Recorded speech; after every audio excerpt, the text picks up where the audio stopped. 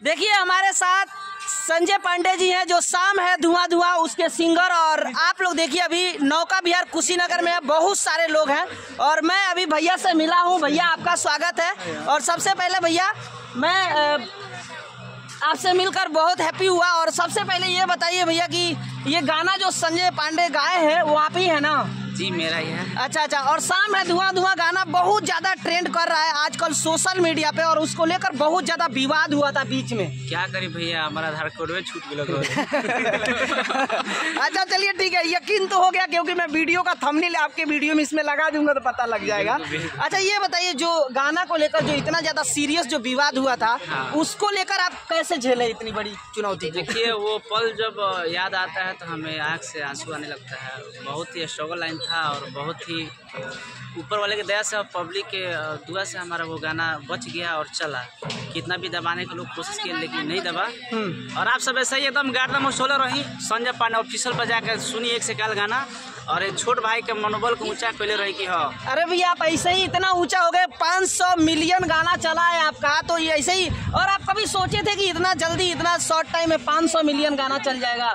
देखिए 1 million 2 million 5 million अलग बात है, 500 मिलियन भैया वे कल बा कि जे पर उम्मीद ना रख जाला उम्मीद से भी ज्यादा हो जाला। सब ऊपर वाला के और ऑडियंस के भैया 1-2 मिलियन के गाना चल जाला तो ना पार्के महिला के बाद इतना अकड़ फकड़ आए ना टूट देखे का मिलेला।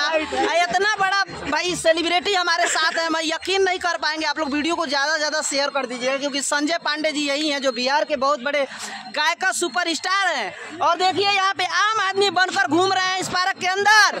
और देखिए यहाँ पे भीड़ और बहुत सारे लोग इनसे फोटो वगैरह वीडियोज वगैरह, कुछ हीरोइन भी इधर है इनके साइड में, यहाँ पे भी खड़ी हैं और उस साइड में भी लोग हैं। तो संजय पांडे भैया एक बात और बता दीजिए कि अभी जो गाना आपका आने वाला है वो कैसा गाना आने वाला? अभी हमारा 2 दिन पहले ही गाना छूटा हुआ है, मरलम मास के लाठी से दर्द होता राती से।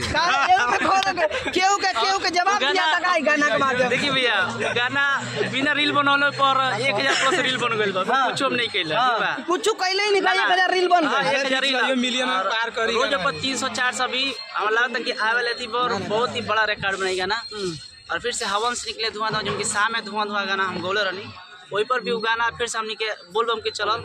और ये अलबटे दुर्गा पूजा पे माता रानी का आशीर्वाद रहते पर बहुत सारा प्यार आशीर्वाद आप सबके मिली।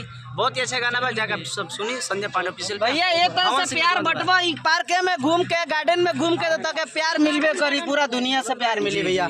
और हमारे चैनल शम्स के वीडियो और सन ऑफ कुशीनगर है वो भी आज लोग देख रहे हैं। ये कहें कि जे भी चैनल के माध्यम से हमके देखो था हमारे चाहे वाला हमारे भाई हमारे गार्जियन तुल जनता सबको से हाथ जोड़ के निहोरा रही विनती रही कि सन ऑफ कुशीनगर जो चैनल बा एक सब अनसब्सक्राइब करी लो। करवा दो ये तो हो जाए तब बहुत बड़ी बात। सब्सक्राइब करी लो ये कौन सब्सक्राइब हमरा का सब्सक्राइब करी ना भैया मस्ती तबे। अरे आप सब जाई बतिए बहुत बड़ा बात जाई। और भैया के चैनल के खूब सारा प्यारा आशीर्वाद दी, भैया के चैनल को सब्सक्राइब करी और बहुत ही अच्छा कंटेंट बहुत ही अच्छा भैया। सच में एक बात बताओ तनी दिल से कि जे इतना बड़ा पॉपुलर इंसान बा है जा गार्डन में और दिल गार्डन हो गई यो बात बा। वहां से गोरखपुर से आइल बना भैया यो फोटो बना भैया से मिल गया आता के मिल के कैसन लागत? बहुत बढ़िया लागल भैया। कब सोचले रहल कि लाइव देखबो का भैया? तू बता कहां से आइल बड़ा तू? हम यही जो घर हम साथ में रह। अच्छा तो इनके जानला कि ये हम साथ रह।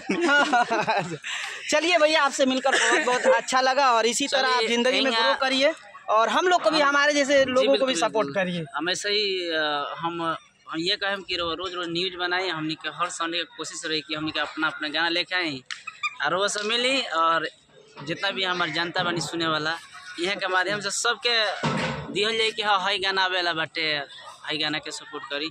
गाना देखी कोनो भी खराब ना होला, सुनने का सबके व्यक्ति होला तरीका। दुअर्थी गाना हर के उगा होता है, सबके उगा होता है।